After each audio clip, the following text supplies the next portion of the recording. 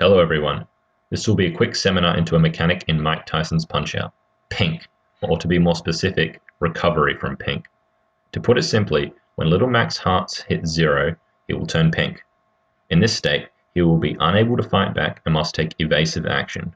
After a certain amount of dodges, he will regain some hearts and return to his normal state. However, there are some instances where returning to normal did not occur when it was expected, and the reasoning has eluded top players for a long time. Take a look at these three scenarios.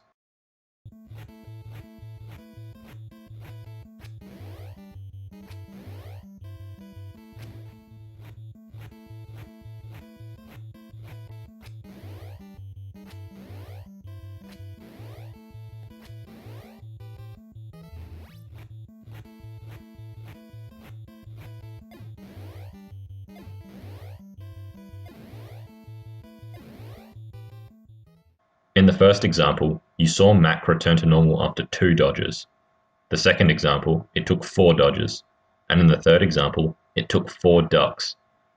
The first part of the secret is that when you run out of hearts, there is a RAM address in the game that gets set to a value of 32. Any value above 0 means you're pink. This value of 32 is consistent to all 14 fights in the game.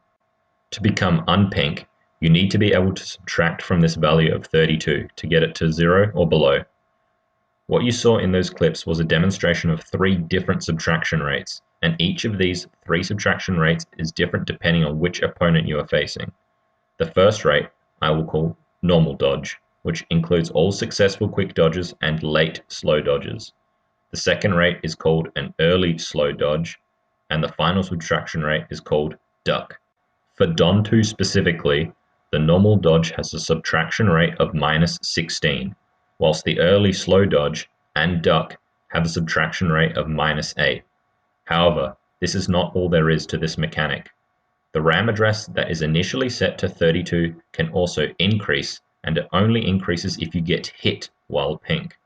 The increase rate is also variable between different opponents. For instance, Don 2's increase rate is +16. And finally, even though the initial value is always 32, it can go higher on most of the fights if you get hit while pink up to a certain limit. Here is a table of all the subtraction rates, increase rates, and the upper limit.